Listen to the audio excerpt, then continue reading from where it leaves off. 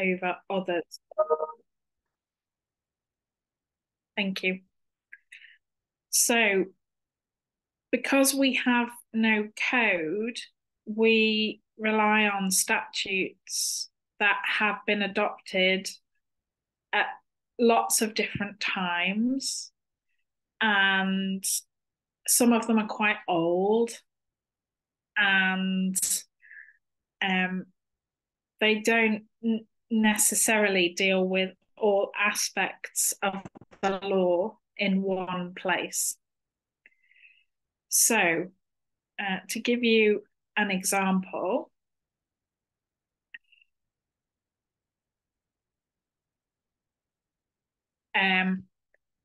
under the law relating to children, there is a really big range of statutory sources. So the main one, which I'll talk about today, is the Children Act of 1989, and that deals with disputes over the care of children. But there is a whole range of additional legislation. So there is the Child Support Act of 1991, which deals with financial support of children. There is the Family Law Reform Act of 1969, which is obviously quite old, which deals with how you identify the parent of a child. If there's uncertainty over who is the child's father, the child can be tested.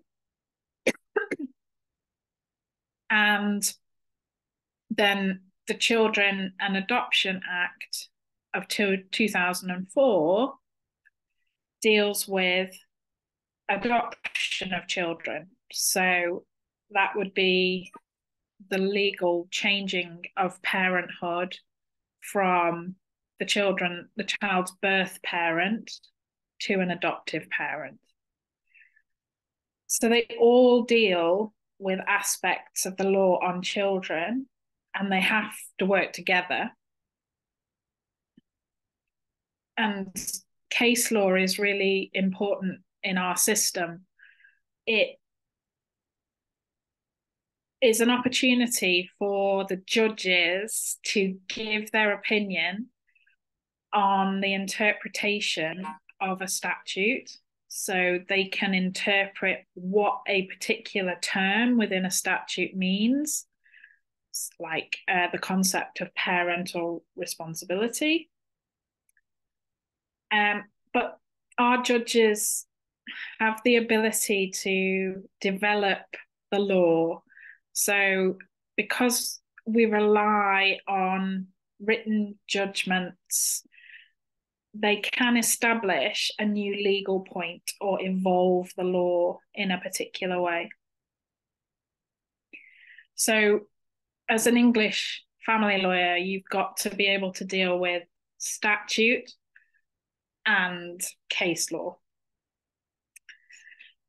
The biggest change recently, and I mean that kind of broadly speaking, is the influence of the human rights, the least significant piece of legislation in the English system, because it incorporates the European Convention on Human Rights into our domestic law.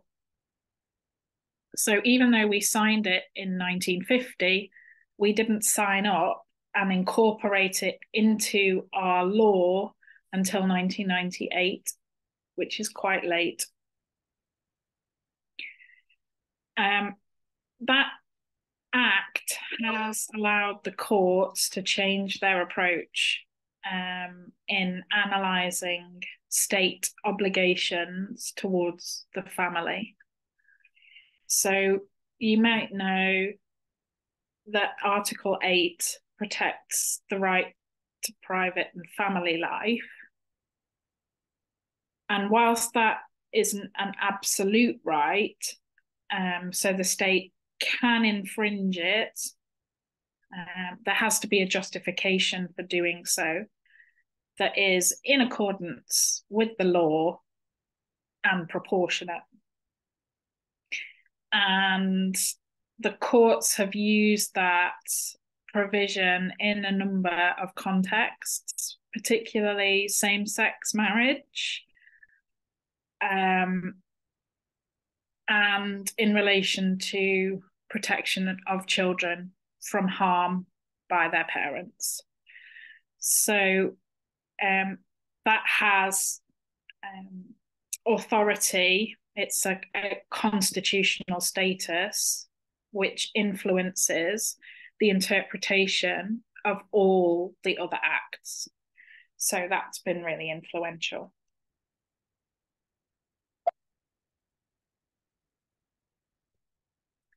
So I'm going to talk a little bit about adult relationships first, and then I'm going to talk about children. We recognise, broadly speaking, 3 forms of adult relationships in law. Okay, so people might carry out their relationships in other ways. So, for example, there is evidence that some people are not living in couples, but live as 3 people together. But these are the ones that are regulated by the law.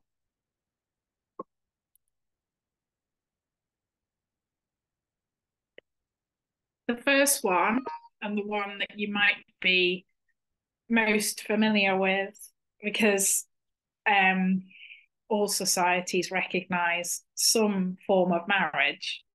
Okay, so marriage in English law used to be regulated by the church, but is now regulated by the state. And there are 2 main statutes. The first is the Marriage Act of 1949, so that's quite old. And then there is the Matrimonial Causes Act of 1973. The Marriage Act tells us how to get married, so the procedure. And because we still have an established church, so our king is the head of the Church of England, you can marry in church. We also have a form of state marriage, so civil marriage we call it. And then we do accept marriages under other religions as well. So particularly Jewish marriages, Muslim marriages, we have provision for people to marry in their religion that's not Christianity.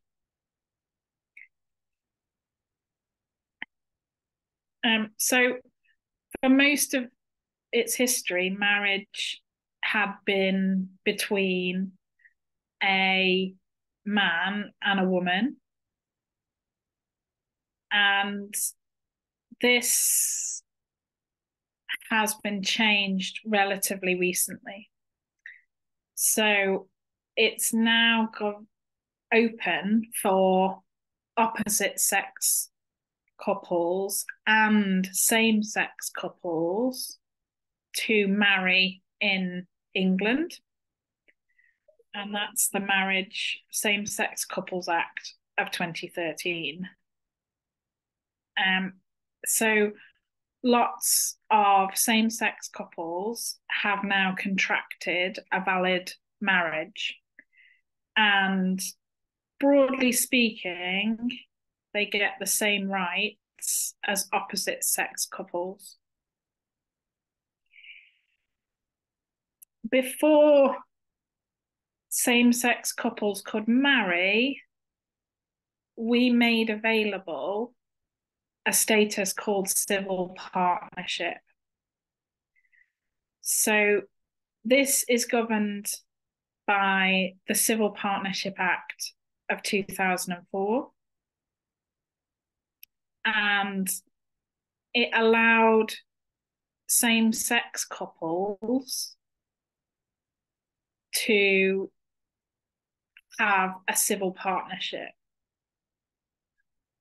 And you got pretty much the same rights as marriage, but originally it was designed for same-sex couples only.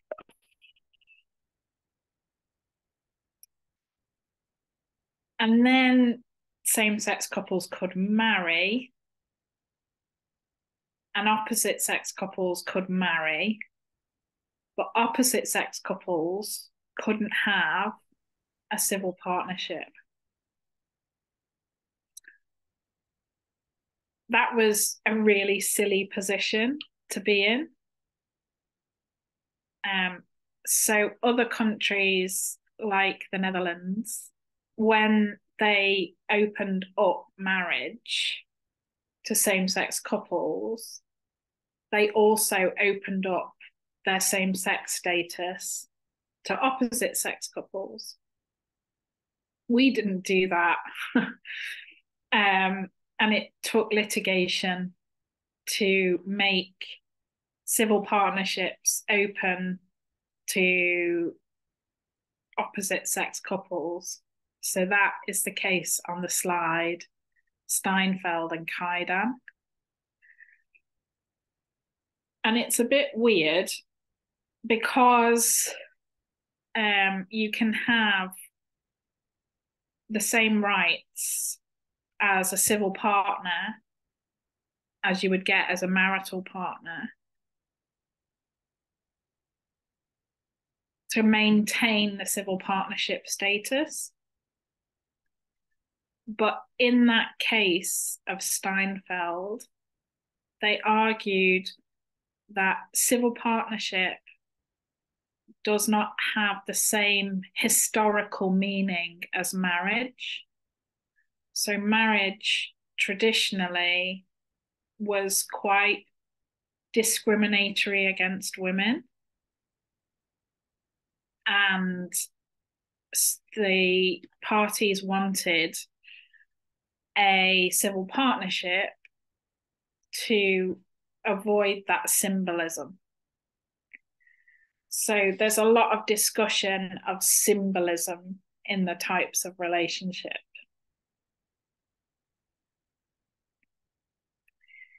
The final category is cohabitation. So this is where two people live together in the same house, but they don't legalize their relationship. So they don't marry and they don't have a civil partnership, but they behave as if they are. So socially, this was it was disapproved of for a long time, but it's now more socially acceptable to cohabit. But because the politicians want to encourage everybody to marry, they haven't regulated cohabitation. So for the purposes of the law, even though you live in the same house and you might have a child with your cohabitant, you are still legally two separate people. And that causes problems, particularly if they separate. So there's no formal statutory definition, and we don't even have a legal definition of cohabitation. There's just what we call indicators or suggestions of what a cohabitation relationship should look like.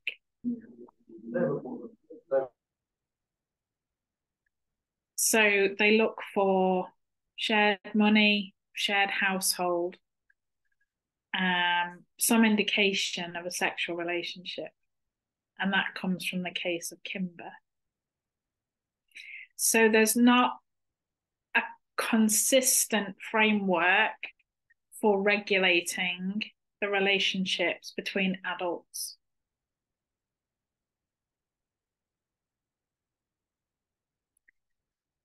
So this causes various legal problems. So despite the fact that the law doesn't deal with cohabitation, so living together, it's the fastest growing family form.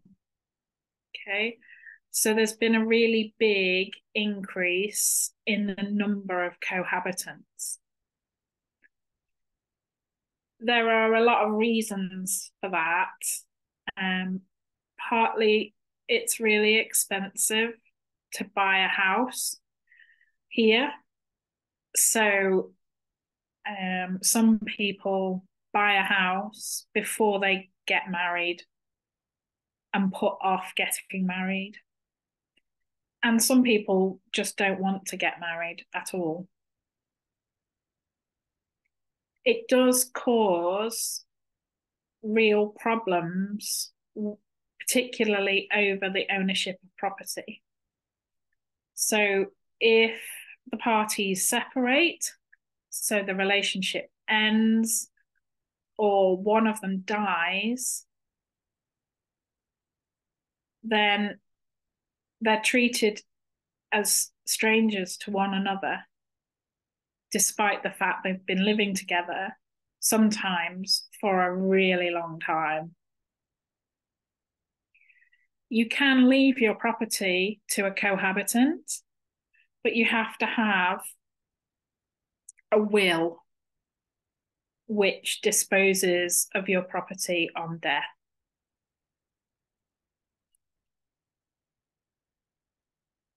In addition, we've got this odd civil partnership status. So very few civil partnerships are being celebrated. So there are 68 million people in the UK. Last year, 2 years ago, there were only 6,700 civil partnerships celebrated. So there is a genuine question over why we need to keep the civil partnership status now that same-sex couples can get married. Despite that, marriage remains the predominant family form. So most people, if they're in an adult relationship, will legalize it through marriage.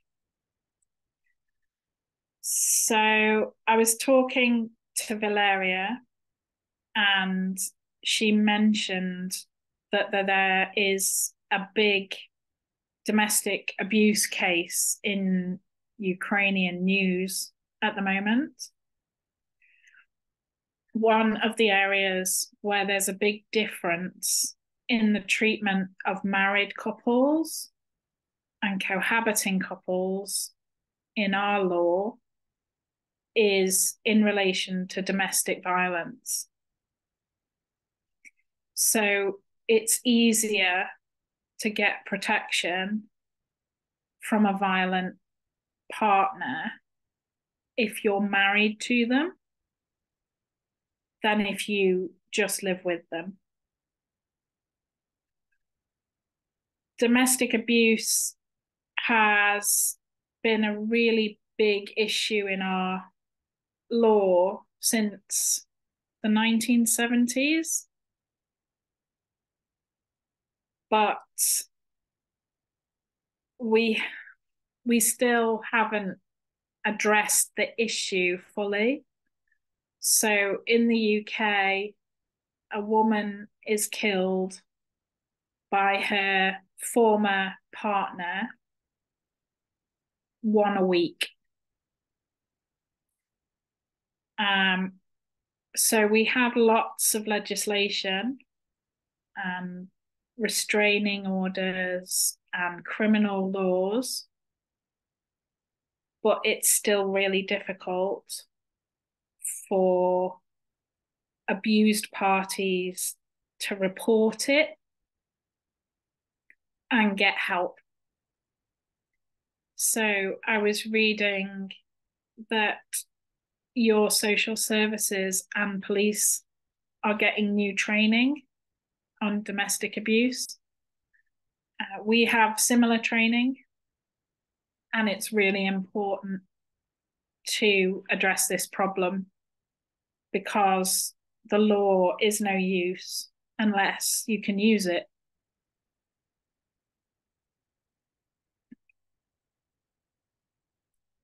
So if you have an adult relationship, a legal relationship, marriage or civil partnership, and the relationship breaks down, you can end it legally. You're not tied into a marriage. So to end a marriage, we have a process of divorce. And to end a civil partnership, we have dissolution, which is the same. It just has a different name. So the law on divorce has been reformed very recently.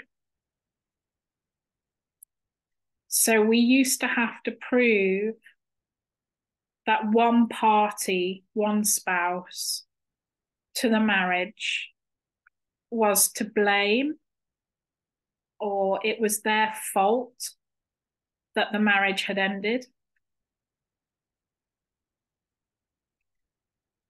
And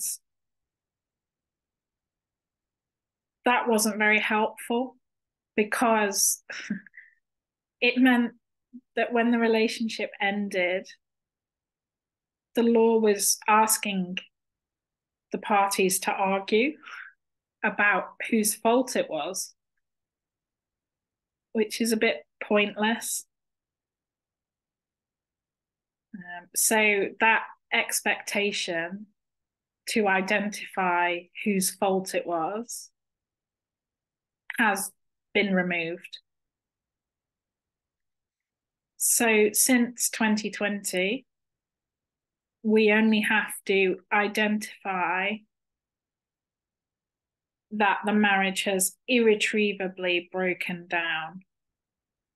So something has gone so wrong between the parties that they don't want to be married anymore.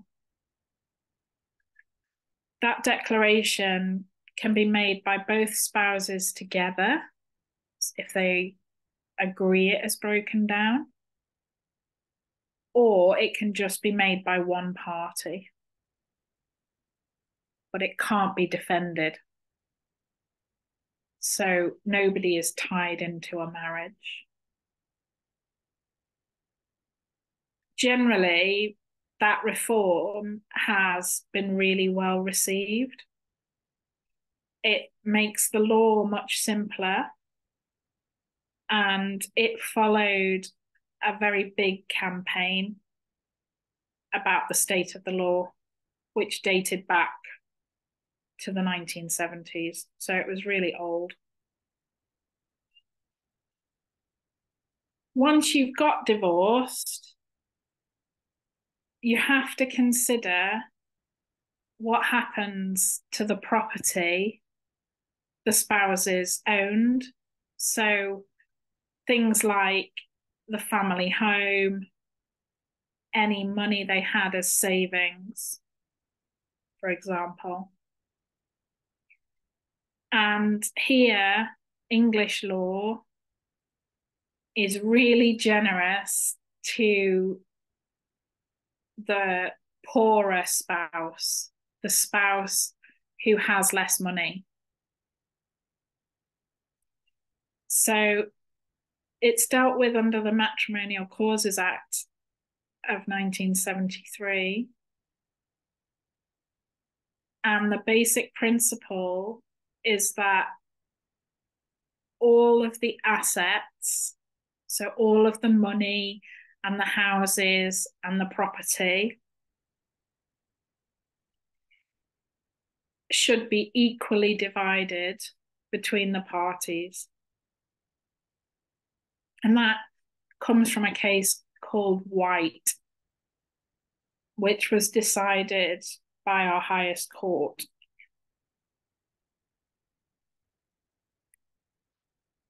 The courts don't have to divide the money equally, but normally they do. They have to make sure that the needs of both spouses are met, so that they both have somewhere to live and their basic requirements are met. If one spouse has made an exceptional contribution, or there's money that isn't to do with the marriage, sometimes they don't divide that equally. But it's really generous. So we get a lot of families trying to issue proceedings in London so that they get access to that process of equality. It's much more generous than if you were in a civil law system where the law divides the assets according to rules rather than fairness directly.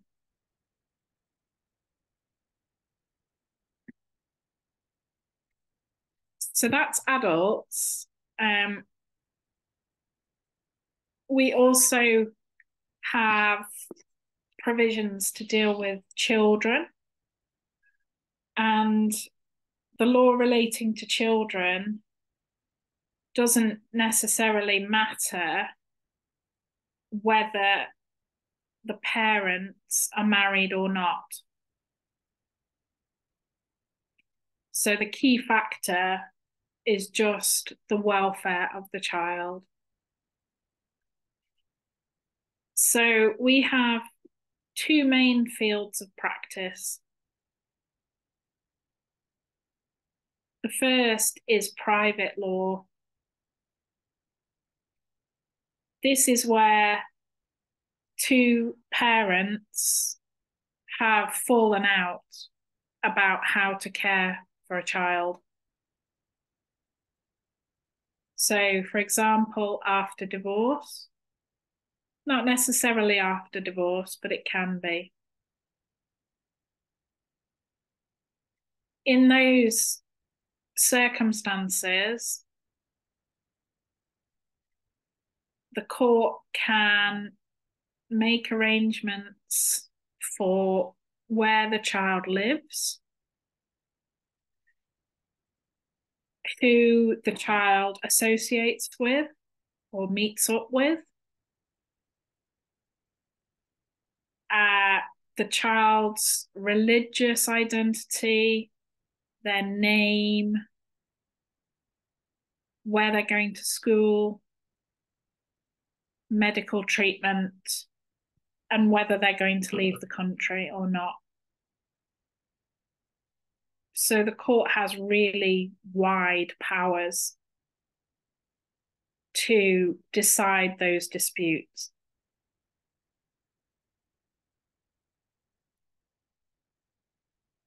The second main area of practice is public law. So this is where the state,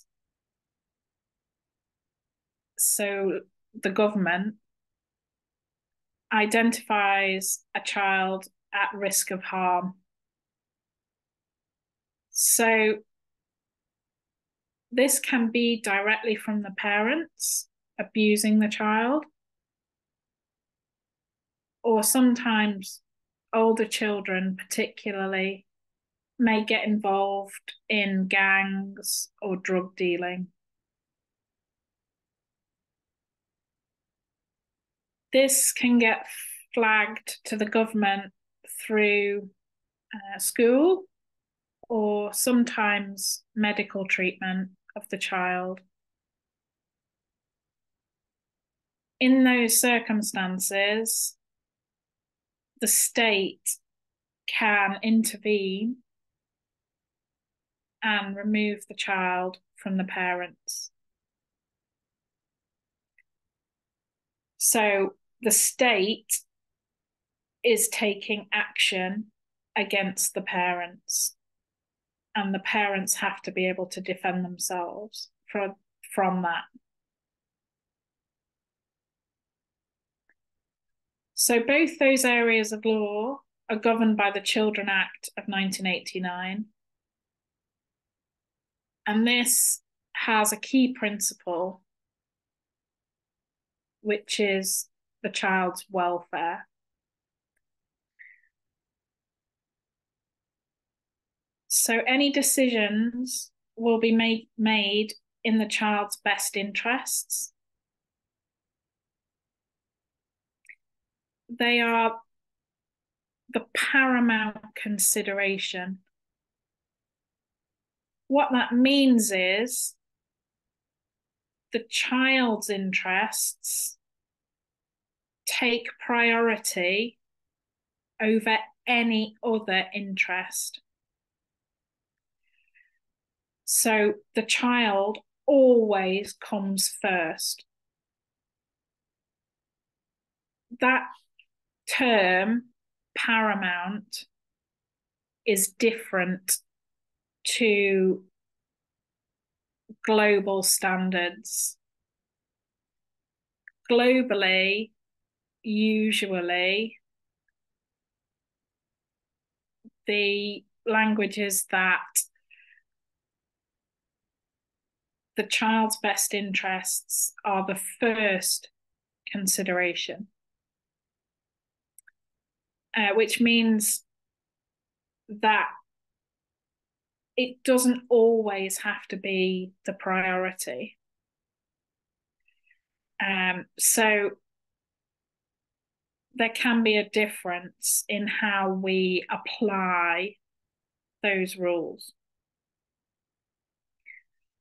Under Section 1, subsection 3 of the Children Act, there are a series of factors which the court will account for when deciding what is in the child's best interests. So that is lots of obvious things, like what child themselves, if they have learning disabilities, they might need special support, and the child's age. So that's our basic framework.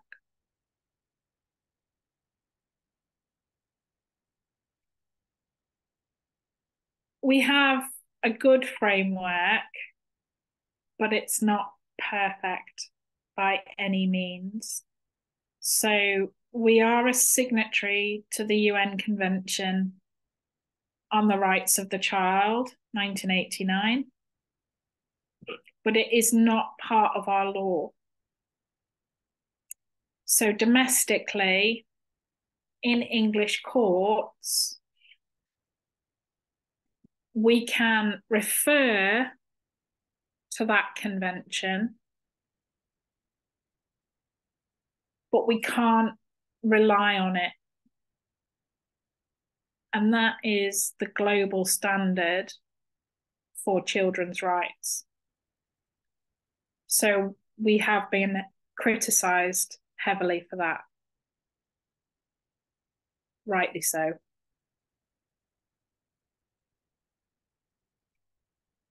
Secondly, there is a general problem with child law in that the welfare principle, this idea of the best interests of the child, is quite subjective. So you can argue over it. There's lots of potential outcomes for children that might be good. So there's a lack of certainty in the law. And in trying to identify the child's best interests, we have real problems in hearing from children. So the court won't hear directly from the child, but a report will be made about the child's opinion. And sometimes that's good, but very often the child doesn't feel like they're part of the proceedings that are affecting them. Finally, we have some problems with public law. So identifying when a child should be taken away from the parents. The state has to demonstrate that the child is experiencing significant harm that's attributed to parental care or lack of it. And that's under section 31, subsection 2. But that can be difficult to prove. And we've had a number of cases where children have been killed by their parents. And before they died, they've really suffered. They've been beaten and tortured by the people that are supposed to care for them. And in one case, the stepmother actually videoed the abuse, which is very disturbing. And then we have issues with what should happen after a child has been taken into the care of the state. So should the child be adopted, and babies are normally adopted by a new family, but for older children, adoption doesn't happen. And so we have issues with foster care and state care homes.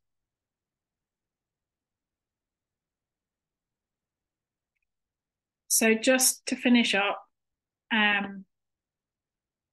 family law is quite interesting from a comparative perspective because family law tends to reflect the history and the culture and the religion of a state. So although the problems may be common, the solutions can be different, and we can learn a lot from that comparison. There are global standards emerging. So I mentioned the United Nations Convention on the Rights of the Child. Every single state is a signatory to that convention, except the United States of America. But there's no consensus on how to apply that convention. And there's massive problems with enforceability. So I'm aware of the forcible removal of children from the Ukrainian territory. And that is a fundamental breach of children's rights and their families. The global convention makes no difference there because no one is enforcing it. Excuse me. So thank you very much for listening. I hope you got something from that. But if you've got any questions, I'd be happy to try and answer them.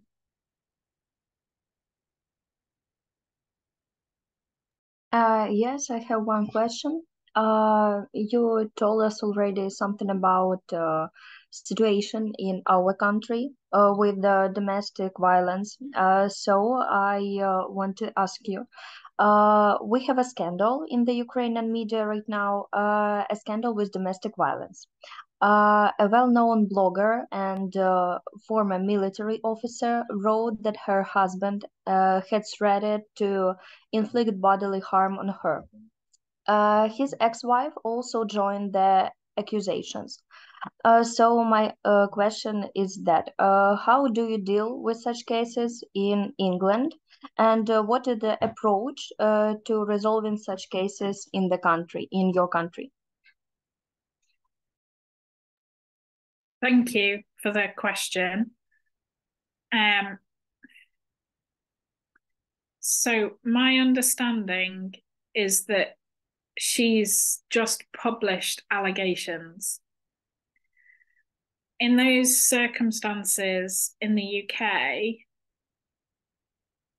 she could report it to the police, as could the ex-wife. But the problem would be evidence. Because this is happening in private, the police find it hard to get evidence of what's happened for a prosecution. So lots of domestic abuse goes unprosecuted. So no prosecution in the criminal law takes place. We have had more reporting. So victims are more likely to report it to the police, which it sounds like this blogger hasn't done. If she had in England when it happened, the police have protocols for gathering evidence from the scene to help with the prosecution.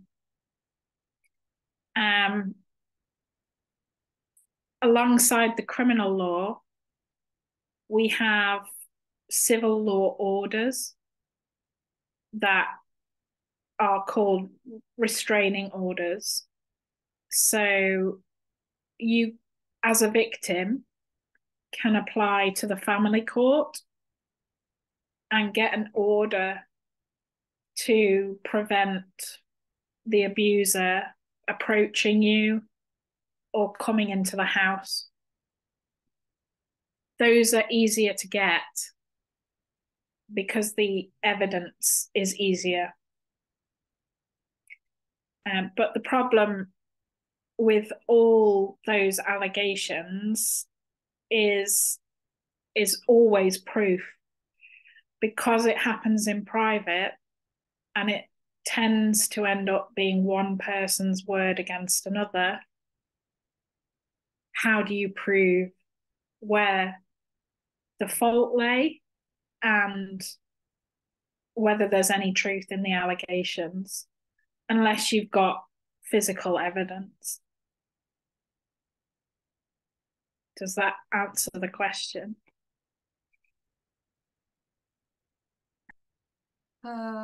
Good afternoon. I have a question too. We know that you have like a widespread practice of foster families where children are temporarily placed when they are taken away from their parents in case of problems. And I have questions like, how successful is this experience? Like, what are the problems with its implementation? And do you have any orphanages?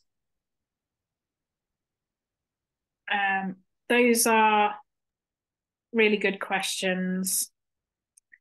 In relation to foster parents first,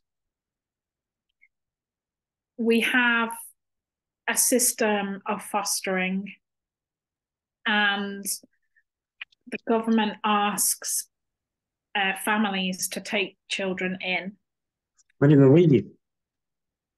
This can be on a short-term basis. So if there's an emergency and Я the не child... умею, бо не знаю английский язык. Но сейчас Вимкніть, это... будь ласка, мікрофон. And it can also be on a long-term basis.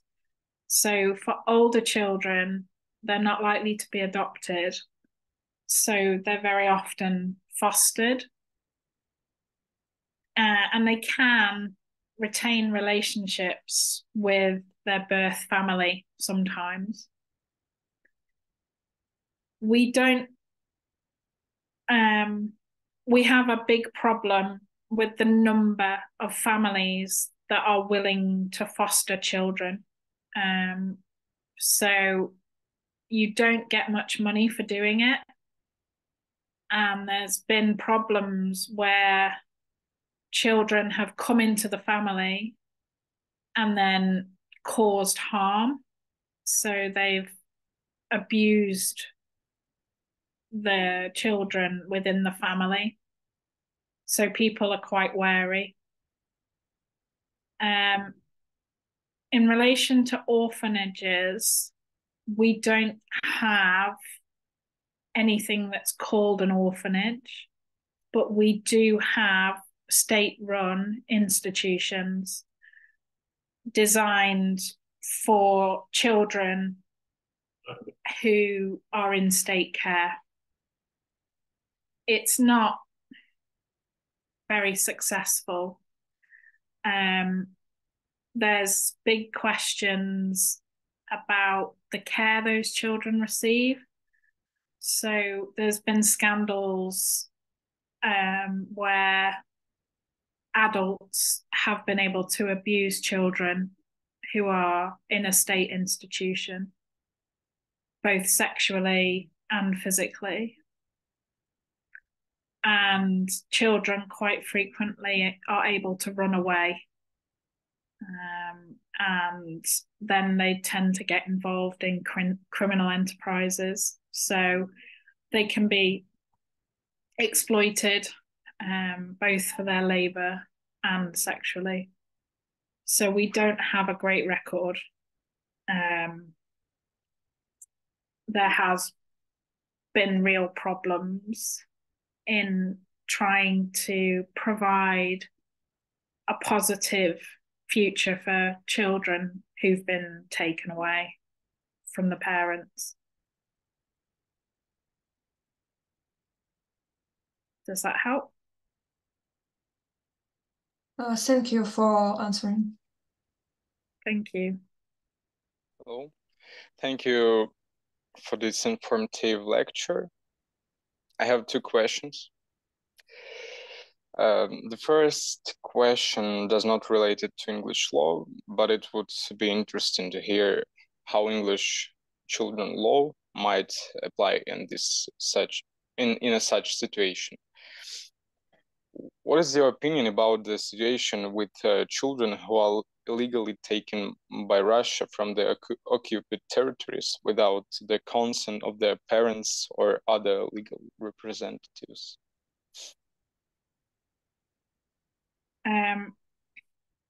So the position of those children has actually featured quite heavily in our media, because it's a war crime to separate children forcibly from their families. And there was a documentary on television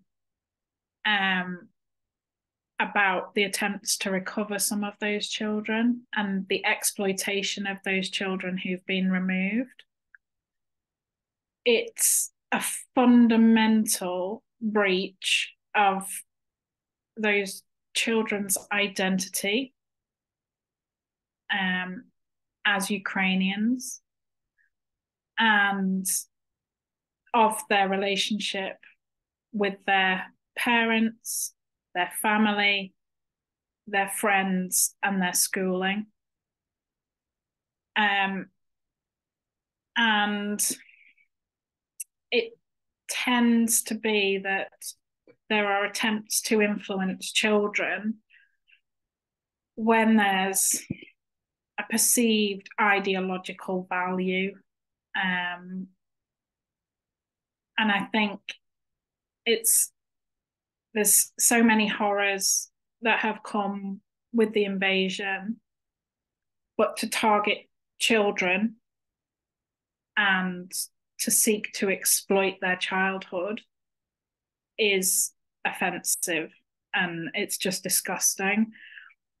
And also to use the Russian Children's Commissioner to defend it, it undermines children's rights globally, not just in Ukraine.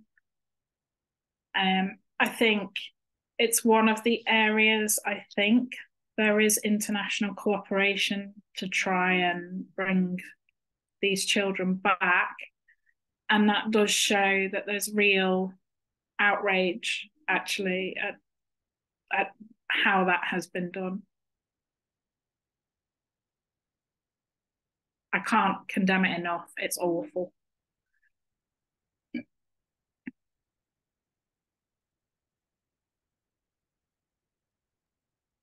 Thank you. And the second question, we all know that in Ukraine, many families have a very high level of domestic violence. So recently in Ukraine, the Ministry of Defense and the Ministry of Justice have supported a bill on registered partnerships. This will allow couples in a relationship to obtain the status of close relatives without getting married.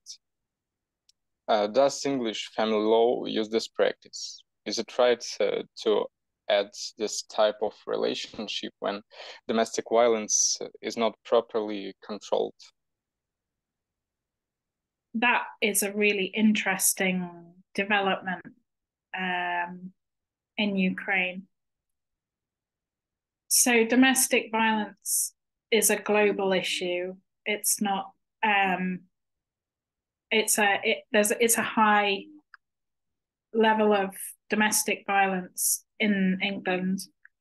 So we calculate that about 1 in 4 women will experience domestic violence during their life.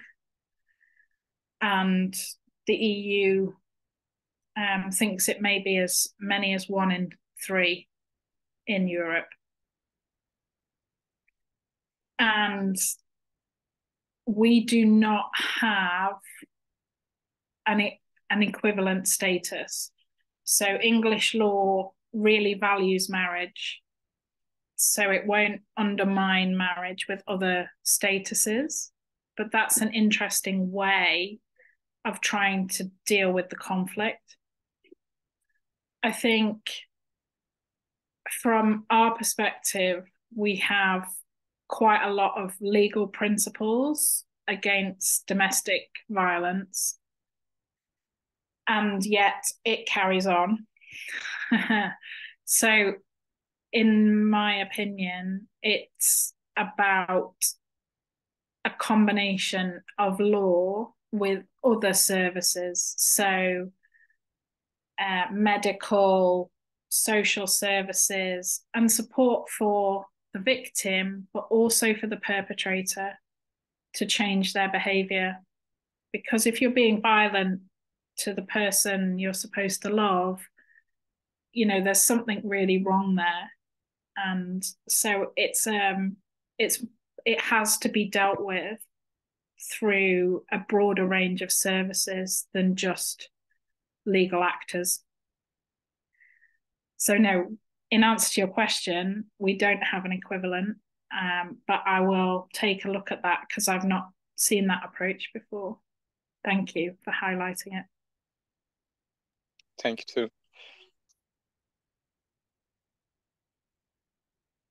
Excuse me, may I make a question, please?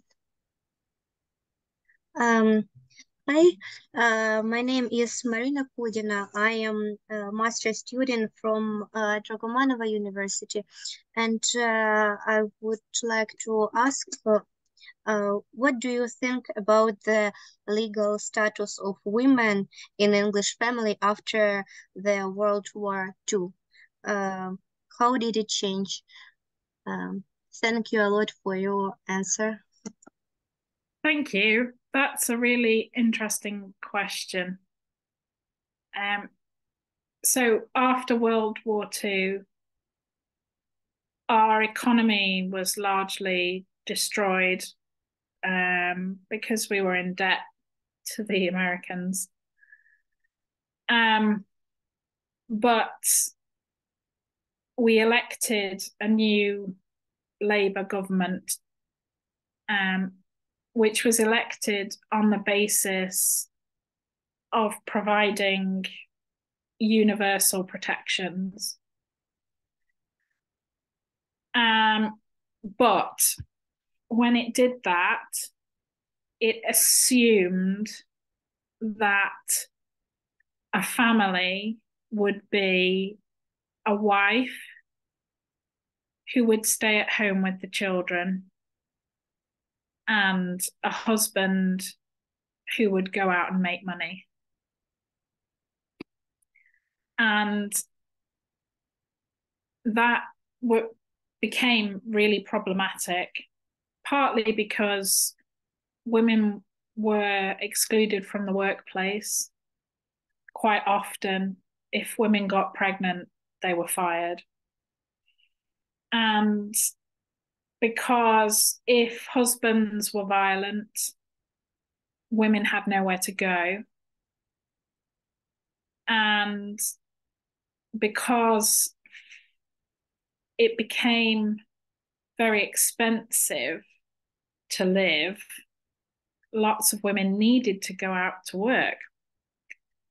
So there was a big campaign in the 1970s, first around domestic abuse, prosecution of domestic abuse by the police, and also protection of women. So we get the development of shelters for women away from the home. Secondly, in the 1970s, we get equal pay legislation and proper maternity leave from work. And then since then, the law has been steadily equalized. So in terms of family law, on paper, the rights of women and men are exactly the same. Some people would argue the way those rights are realized in relation to the family is not equal. So we have particular problems, as I said before, with domestic abuse. Women are least safe, so they're most likely to be a victim of an offence in their own home.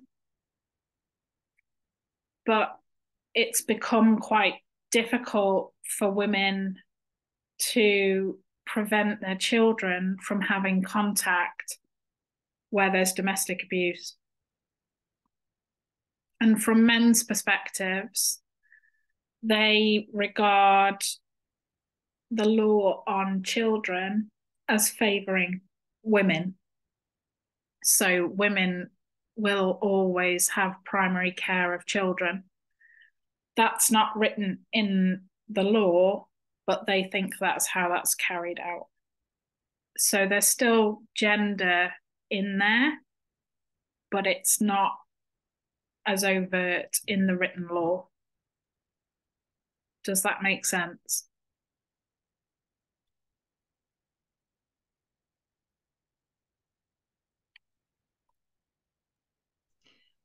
Пані Рут, хочемо подякувати вам сьогодні за лекцію. Сподіваємося на подальшу співпрацю з вами. Ну, та й не тільки з вами, а й з школою права Університету Манчестера. Чекаємо знову вас в нашому університеті. So, Mrs. Root, thank you a lot for an interesting lecture. We look forward to working with you and the University of Manchester Law School in the future. See you soon in University of Virginia. Thank you so much for coming. You are awesome. Thank you. Thank you. Thank you very much. Goodbye. Thank you. До побачення. Thank you. Bye. Have a nice day. Thank you. Thank you. Goodbye.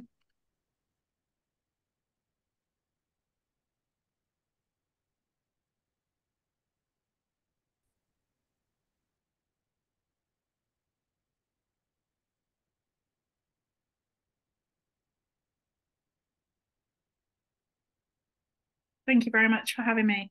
I'm going to go now. See you soon, Valeria.